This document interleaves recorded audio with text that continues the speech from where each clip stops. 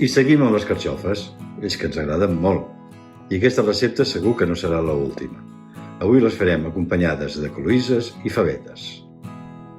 Per a 2 persones faré servir 4 carxofes, que ara estan precioses, uns 400 grams de cloïsses, un pot petit de favetes baby, també ho podríem fer amb faveta fresca si volguéssim, que ara és bona època, una ceba i 3 tomàquets per fer el sofregit, fumet de peix, sal i pebre i oli d'oliva.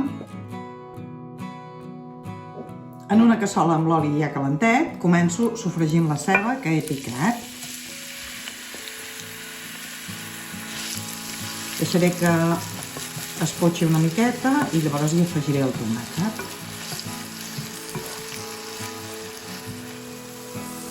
La ceba porta ja 5 minutets potxant-se i ara hi afegeixo els tomàquets triturats i deixarem també que faci xup-xup una miqueta.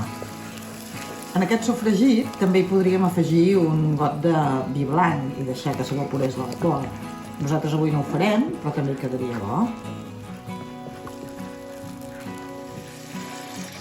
Mentre el sofregit va fent xup-xup, obrirem les cloïsses. Les he posat amb una miqueta d'aigua i ara les taparé i vigilaré que no em deixin. I esperaré que s'obrin, clar. El sofregit porta ja mitja hora fent xup-xup i ara hi posaré les carxofes que he pelat, he tallat a sisens i he salat i pebrat. Les poso 2 minuts que s'impregnin bé del sofregit i de seguida hi posaré el brou i també hi posaré una mica d'aigua d'obrir les cloïsses. I passats aquests 2 minutets hi poso un raig de l'aigua d'obrir les cloïsses i un raig de fumet de peix. I ara això ho deixaré tapat, fent xup-xup, que es vagin fent les carxofes.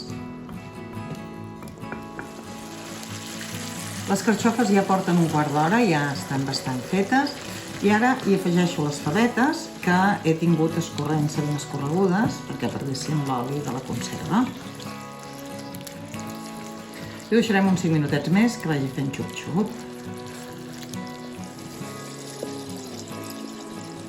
Ara ja hem deixat les favetes 5 minuts més i anem a posar-hi també les cloïsses perquè vagin agafant el gustet.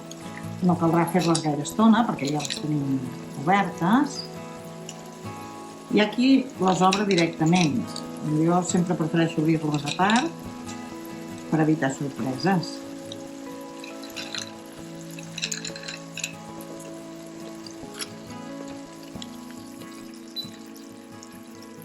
Les cloïsses ja porten pràcticament 5 minutets aquí dintre, ja estan ben integrades i ara ja és hora de tancar el foc i de menjar-nos aquest guisat tan esplèndid.